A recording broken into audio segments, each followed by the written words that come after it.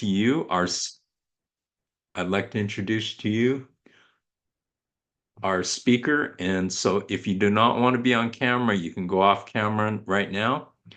Uh, but our speaker is, I call him Mr. Positivity.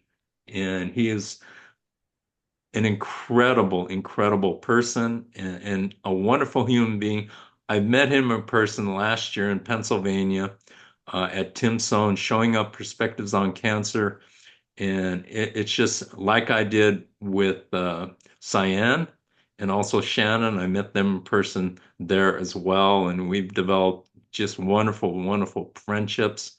And so at this time, I'm going to quit yapping and bring on Mr. Russ Hedge, and he can go over what exactly he's going to be talking about, telling us exactly who he is. And he always he comes all the time, and we thank him for coming in at the last minute because we had another speaker who came up with different travel plans. Russ Hedge, please. The mic is yours. Well, thank you so much, Mark. And yes, I'm the king of coming always in at the last minute. I thought you were going that direction, but yes, I'm happy to fill in today. At least, it is hard for me because it's in the middle of other things that are going on, other meetings that I have. And so, but I value this group so much. You, Mark, in particular, are just a blessing to me.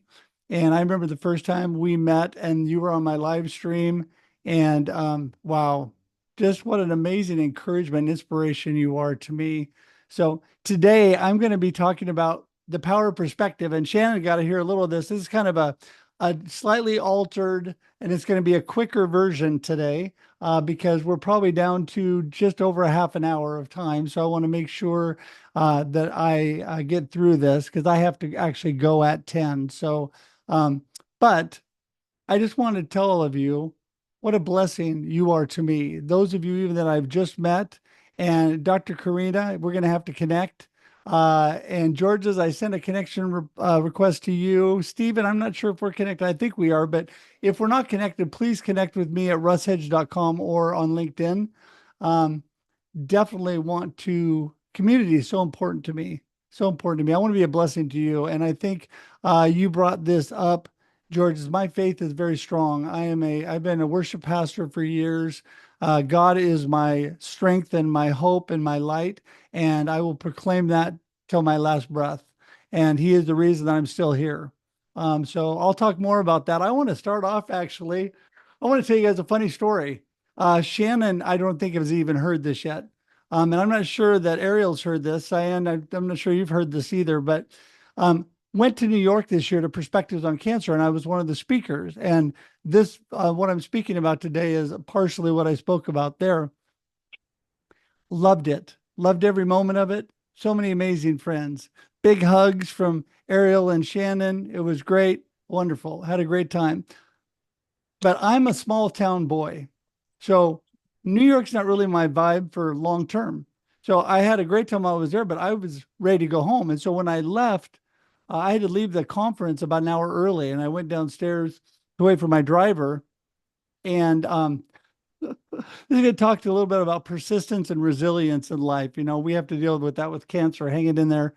I went down, and my driver wasn't there, and he's an amazing driver. Friends of mine had him try to take me around, pick me up from the airport. It was amazing. Anyway, he wasn't there. So I thought that was kind of weird. Get a call from him. He told me, hey, we just found out they didn't let everybody know there's a parade on Broadway today, and I can't get to you because I'm on the other side of the parade. And I'm like, okay, so what are we gonna do? He goes, well, hang on a second. I'm gonna try to get around it and do things. So half hour goes by, hour goes by, hour and a half goes by. I'm supposed to be going to the airport, and I am ready to go home. I'm ready to see my beautiful wife. I've enjoyed every moment in New York, but I'm ready to go. So finally, friends come out. Shannon and other friends come out and see me, and they're like, dude, what's going on? And I said, well, my driver is, late, but they're like, we're just going to get you an Uber. And a couple of the ladies jumped into mother mode and we're going to take over. And I said, no, it's okay. Listen, they told me if I walk 5 blocks down, that my driver can pick me up down there. So not thinking about how long New York blocks were. My cancer started on the bottom of my foot. And as the feeling has come back, my foot walking for long distances is starting to hurt my foot. And also, I just had new biopsies because they found more melanoma on my foot where everything started. And so my foot's pretty sore, and I have my suitcase, my backpack. Off I go to walk to my driver. I go one block. One block in New York is about 10 blocks in Oregon. So, I mean, we're talking long blocks. So I get 2 blocks. I'm exhausted. You guys talked about fatigue. My cancer has really fatigued me, the treatment and all of that. So I'm really tired. It's been a long weekend. 3 blocks. I run into the parade and they're saying, nobody through, nobody through. And I decide I am getting through this parade. I'm getting through this parade. So I go into full cancer mode. I say, listen, I have stage 4 invasive melanoma and I have treatment in Portland this week. And I have to get across this parade to get to my driver, to get to the airport, to get home. So I have to get through. Most of the guys completely ignored me. One guy looks at me and has compassion. And I'm like, he opens up the gate to let me through. Everybody's yelling at him. What about nobody through? Don't you know? And I'm saying, shh, thank you, Jesus. Let him walk me through. They stopped the parade on Broadway in New York. I'm going through. Here I am going through the parade. People ask me, what was the parade? I have no idea. I remember they stopped a fire truck. I waved at the fire truck and told them, thank you. Get through the parade. Then I have to go through people's stage to come into the parade, which is another. I'm exhausted. I go another block, another block. I finally find my driver. Long story short, I get in the car. Trying to get out of New York to Newark was another challenge. I had to get to the airport. He finally makes it. My plane is boarding, and I have to go through the security. And so I became a type 1 diabetic because of my treatment. It shut down my pancreas. And so because of my type 1 diabetes, my insulin pump and all of that, I have to be patted down. I can't go through the radar and all that kind of stuff. So the x-ray. So I go into full cancer mode again. I say, listen, I need somebody's help. I have stage 4 cancer. I have treatment in Portland. I've got to get home. I got to get to my plane. It's boarding now. Thank God and I mean that sincerely, thank the Lord Jesus that they were kind to me. They got me through. I got to my plane. I got home. But I tell you, after an amazing trip in New York, it was really difficult to get home.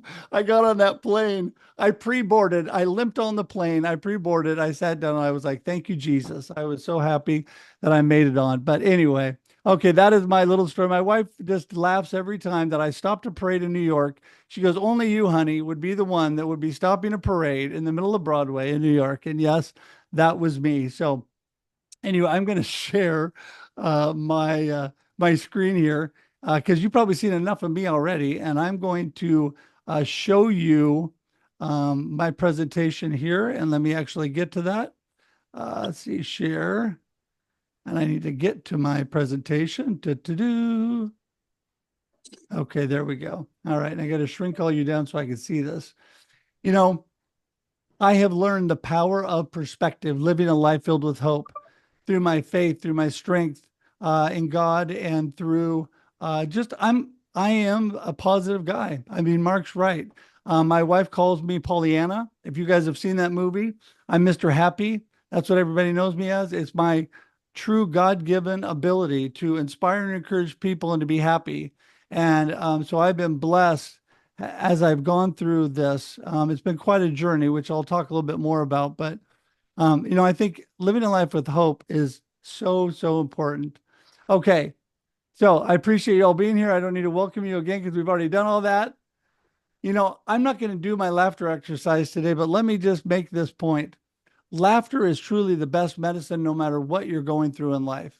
Smiling every morning, I wake up and I put a big smile on my face and I laugh and I enjoy life because it's a choice you make every day. And so I love to do laughter therapy. We don't have time today, but that's what I'm all about. Okay. Also, I'm so thankful this is in the morning, Mark, because I am a morning person. I will be in bed this afternoon sleeping. That's pretty much my routine. Work in the morning, sleep in the afternoon, because of all the just I get weared out through everything and the cancer treatment and all that. But anyway, who am I? I'm a Christ follower, like I told you. I'm a husband of a beautiful, gorgeous wife. I'm going to show you a couple pictures of my family because they, after God, are what keeps me hopeful and with a good perspective. The support of my family, the support of my friends has been amazing. I'm a dad of two amazing adult children, my 34-year-old daughter, Kyla, and my 32-year-old son, Connor, and my beautiful daughter-in-law, Gabby. What an amazing family I have. I'm a cancer survivor because I did survive the first round. I'm still surviving, but I actually got to the point where they said there was no more disease, and we'll talk more about that. But new round of cancer going now, so we'll talk about that a little bit. The other part is not really that important, but I am an inspirational speaker because I love people and I love to talk to people. I'm a marketing coach, live stream producer, lots of live streaming. If you connect with me, you'll see that. This is my beautiful, gorgeous wife, and you can see that I married way up, way up. So she is amazing, beautiful, and I'm so thankful to God every day. What a beautiful woman of God she is, and what a beautiful life mate she is for me. And I could not make it through life without her. This is my gorgeous family, and so blessed. This last June, before my recent diagnosis, they told me, "Hey, Dad, you're turning 60 years young. We want to take you to Hawaii." And I'm like, okay. So they took me to Kona, and I was blessed to be there for a few days with them. This is up on the hill at Kona Coffee, one of my favorite places there. And this is my beautiful daughter right next to me, my daughter-in-law, Gabby, next to her, my son, the tall one, Connor, and my beautiful wife, Leah, again. I was blessed to have two amazing parents. Part of my perspective and part of the way I look at life is because of them and because, well, a good share of it, not only because the way they raised me, because they were so amazing. I was blessed as a child, but also because I am my mama's son, who is the happiest person alive, or I should say was. I lost both my parents. My dad had lung cancer and also had dementia, and my mama dealt with Alzheimer's and passed just over 2 years ago. They're both in heaven now, and I'm looking forward to seeing them again. But I want to tell you, when my mama was alive, this is how I live and why I have the perspective that I do. She was the happiest person I know. We did happy moments with mama videos, and I've got to show you something here because this will give you a good idea of why I can keep a positive perspective in the midst of challenges. This is in her memory care while she's dealing with Alzheimer's and is quite far along with Alzheimer's. And I did happy moments with mama.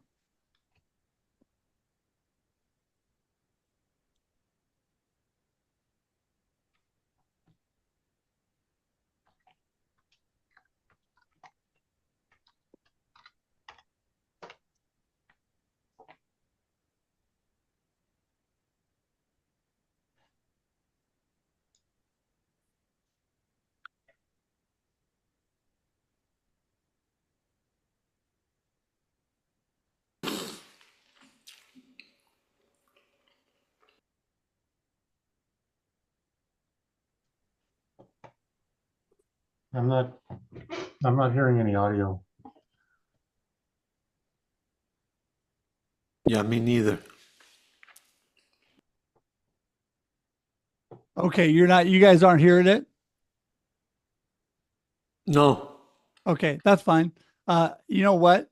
I think you get to see on her face, and I'll skip past that. You get to see the joy that she has in the midst of challenges, and that's really the what I want to get across is what a blessing she was to me. And I have memories, lots of those happy moments with mama that started for me, but actually have encouraged thousands of people across the world and so blessed by her. And so it is a choice you make every day. So how do you live your best life through challenges? You make every moment count. Okay. And time is non-refundable. I love this. Use it with intention. I love this quote. You know what? We all have to realize that every moment we have is precious and we don't get a do-over on that moment. Once it's gone by, we do not get a do-over. So you know what? We need to be thoughtful about how we're living, no matter what we're going through, no matter what our circumstances, realizing that our circumstances do not define us. So I love this. I am a firm believer in a morning routine. I start my day right every morning with prayer, devotion, and just quiet and exercise. And I love this verse that I read every morning. Let me hear of your unfailing love each morning, for I am trusting you. Show me where to walk, for I give myself to you. I trust God every day to direct me and that He loves me. And that gives me hope. I love this, and I know that you are all muted, but say this with me. Life happens and then you choose. Repeat it after me. Life happens and then you And then you choose. choose. That's right. And you know what? Let me tell you, that is so true. Every day life's happening to us. Our circumstances, our problems, or even our celebrations. Life is happening and we get to choose where we go from there. You get to choose based on what happens each day. Now, the I love the quote by Ed Milet that says, "Life happens for you, not to you." I truly believe that. I believe that everything, even my cancer, is happening for me, making me a blessing and an opportunity to inspire and encourage other people. God has used me in so many ways through my cancer journey. And so I believe this every day. Life happens, and then I make that choice. Where am I going from there? I choose positivity. You know, life is a matter of choices, says John Maxwell, and every choice you make makes you. They are compiling. The average person makes 35,000 choices every day.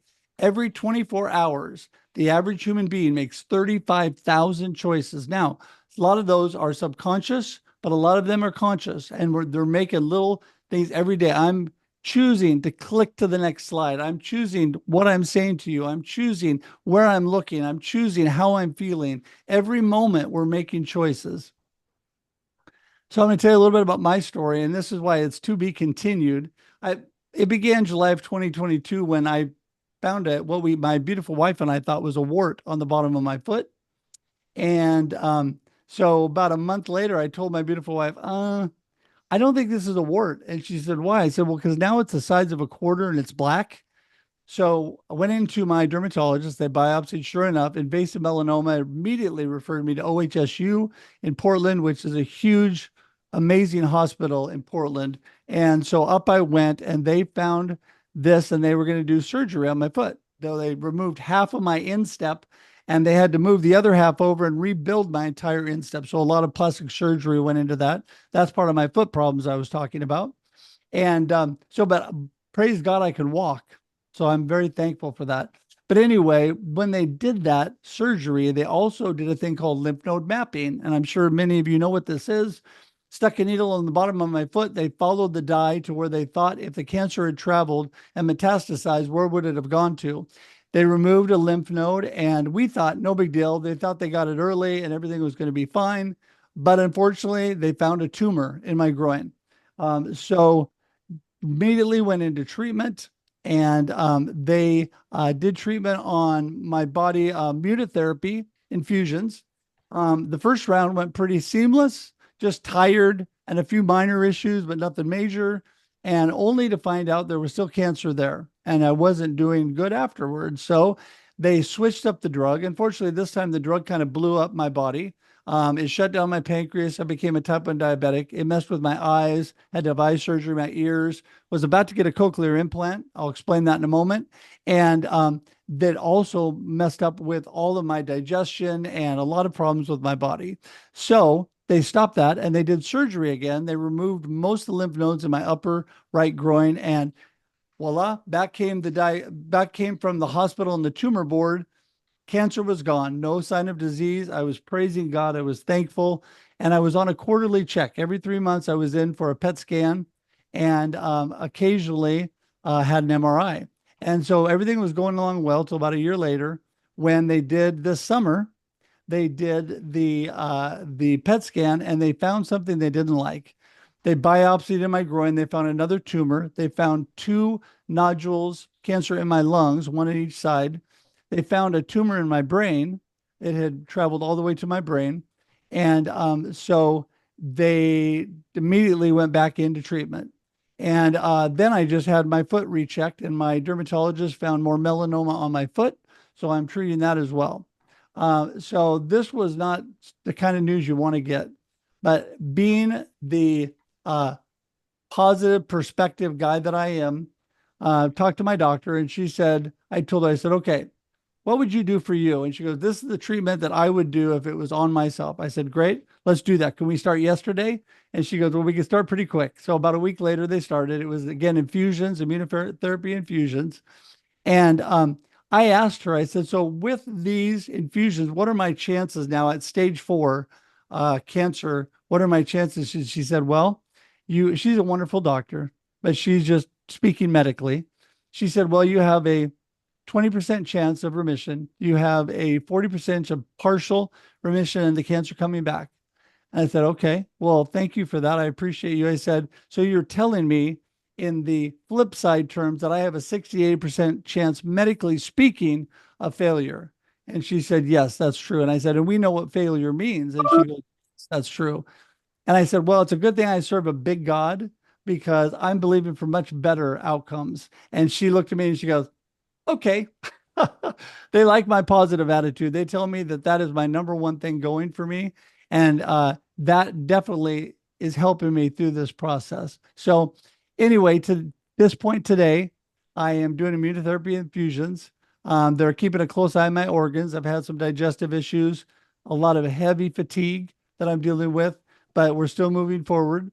Looking forward to December, about a month from now, when I'm going to get retested. I'll have an MRI and a PET scan, and they'll check everything out. So I am believing for good results. I'm expecting good things to happen. And what I've learned through this whole thing, that you got to keep moving forward with hope. You got to be hopeful. You got to have positive perspective. I'm thankful for what I do have, not for what I don't have. I live with purpose every day, and I realize that my circumstances do not define who I am. What I have does not define who I am. I do another full presentation, which I'm not going to go into today, but I talk about the 4 P's of that drive my power of perspective. And I'm just going to give you a quick overview on those since we don't have a lot of time. But the power of perspective to me is made up of 4 things: passion, purpose, persistence, and people. Let me tell you that in life, no matter what you're going through, where you're at, if you have passion for life, if you have passion for others, I have a passion to inspire and encourage others through all that I'm going through. I want to lift other people up and bless them. That is what I'm all about. And it gives me purpose. My purpose in life, my why in life is to inspire and encourage each one of you to live a purpose driven life of significance. What do I mean by that? I want you to be world changers and difference makers and inspire others and make a difference with the God given talents that you've been given. And I just am so thankful that each one of us has that. A little bit amazing, I believe, a little bit of amazing in each one of us, just waiting to burst out and bless other people, give to other people, serve other people. And so I really believe that's true. And that's what I'm all about. That's what my purpose is about. Having purpose helps you keep a good perspective, helps you move forward with life. Persistence. Well, my immediate or my initial story about my persistence and going after things and sticking with it, trying to get to the airport to get home, is what I'm all about. Being persistent. I'm going to be persistent in what I'm doing, my care. And for those of you who mentioned holistic care, I do some natural things. And right now I'm working with the doctors on what they are doing for me. But I talk with and work with a lot of holistic people, including friends in New York when I was there. And I am all about holistic approach to life. And so I'm very persistent, going to keep reaching out, going to keep going after things with all that I have till my last breath. I'm going to praise God and inspire people. That's what I'm all about. And people, speaking of people, you know what? We are better together. I love that phrase. And people are what I'm all about. Connection and building community. That's what I love about this cancer conquering community.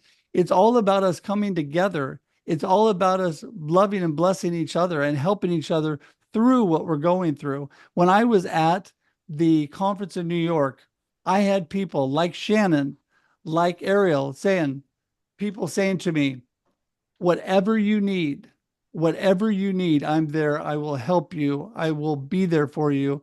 That is the kind of people that I want in my life because I want to be that for others.